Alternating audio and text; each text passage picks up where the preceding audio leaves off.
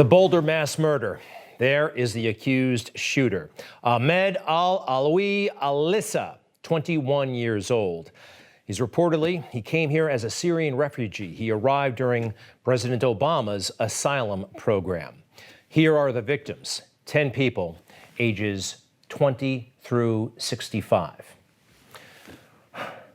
Do you think that President Biden will be going to Boulder to honor those lost? I hope he does, but the politics suggest that he will not, and the optics of this entire situation. For a review, here's this. A shooting rampage at this Colorado grocery store, leaving multiple people dead, including a Boulder police officer. Thousands watching this live stream by ZFG Videography as the events were unfolding. There's a shooter, active shooter, get away! The call coming in around 2:30 p.m. 136, hold all radio traffic, everybody just go. Law enforcement rushing to the parking lot of the King Soopers grocery store. At just about 3:30 p.m., police with long guns escorting this man, shirtless, with blood running down his leg. Leading him to a stretcher, he appears to be in handcuffs. So, he's a Trump hater, by the way, reportedly, and let's go through some of his posts, the alleged shooter here. On Facebook, he says, Trump, such a DIC, you know the word. Next, the Muslims at the Christ Church Mosque, I believe that was in New Zealand, were not the victims of a single shooter. They were the victims of the entire Islamophobia industry that vilified them. Next, he inherited a growing economy and the unemployment rate was low. The economy was an upward spiral. He won, Donald Trump, because of racism. Also, looking at his internet postings, we know that he's a fan of the Washington Post. Now, here's how one leading liberal saw the events in her mind. This is what she wrote before she knew the identity of the assailant.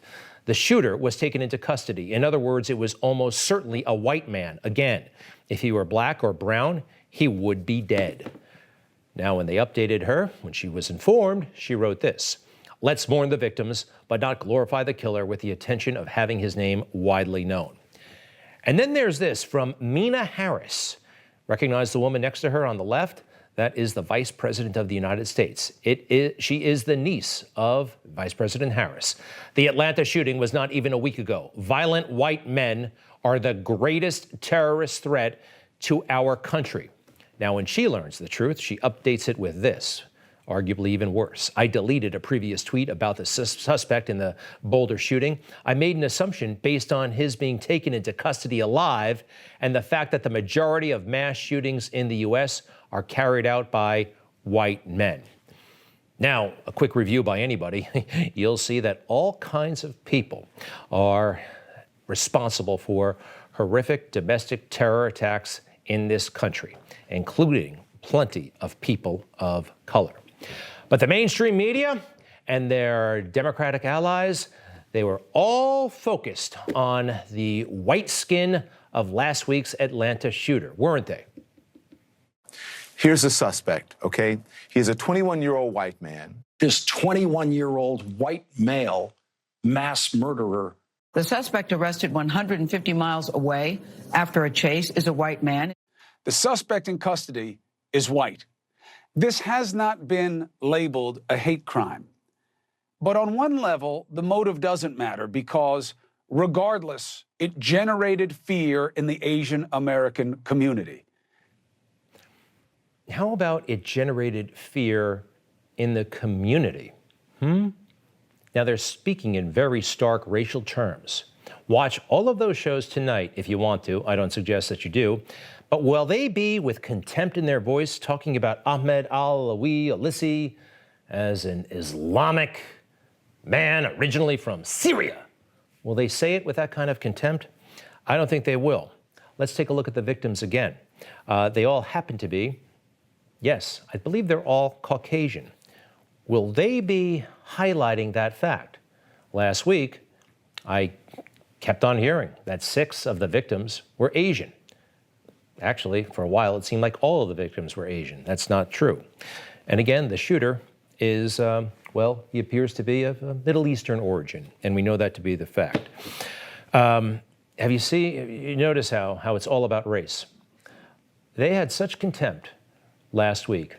I think it's about to evaporate. I already see signs of it evaporating.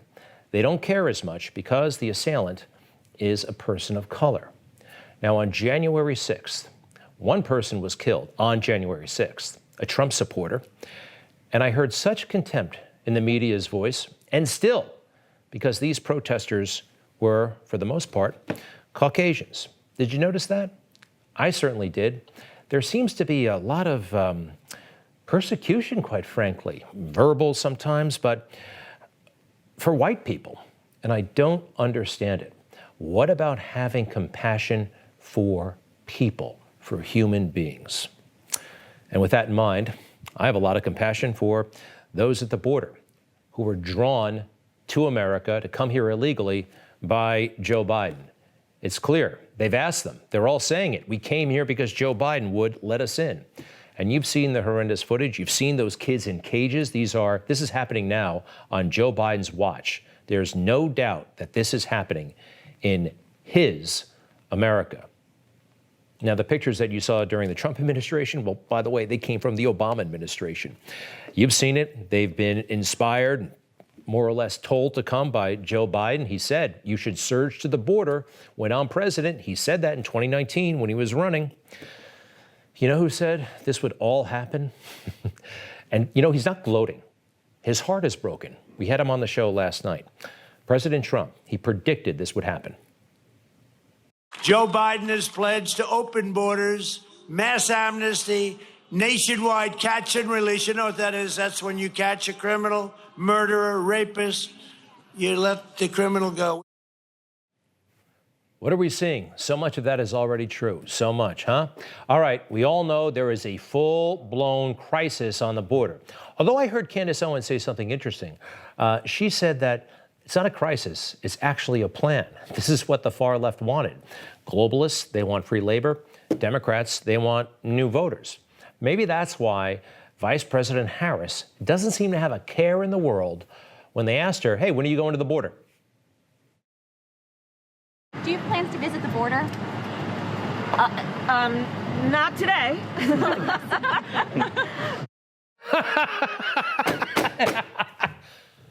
Not funny. She really thinks she's fabulous, doesn't she?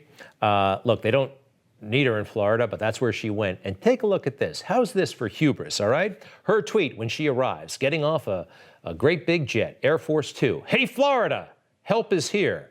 And all it is a picture of her. Okay, what is she going to do for Florida, by the way, huh? Again, she is so into herself with these jets and coming and going. Did you see that? It happened during the campaign, and now it's happening that she's actually president. It really is something else. All right, this time I'd like to thank Donald Trump and point out, again, he was right. You are fake news. You saw that he predicted everything about the border. It's all coming. It's all happening. He was on the show last night, and we want to thank him for being so generous with his time. He's been on Newsmax many, many times. So accessible and so real. Bernie Sanders on steroids wouldn't be signing what this guy is signing. You think it's bad now? Wait till you see what happens in the months to come. Wait till you see what's going to happen during the summer. You'll have numbers like you've never seen before. To watch this guy get up and say, oh, yeah, it was Trump's fault. They like to blame everything on Trump. I do press releases, and frankly, they're more elegant than tweeting, as the expression goes. They're really much more elegant, and the word is getting out, and you're doing a great job. Thanks a lot, Greg. Thank you, so sir. long. Very much. All the best. How about that, huh? We appreciate so much his accessibility, both when he was president and now. We expect many future conversations. He's accessible to those who did not lie about him during his presidency, and we did not. You just watched Newsmax TV, America's fastest growing cable news channel, now in more than 70 million homes. You can get Newsmax TV on your cable system or check your cable guide. And if your system doesn't carry Newsmax, call them, tell them you want Newsmax TV, because we're real news for real people.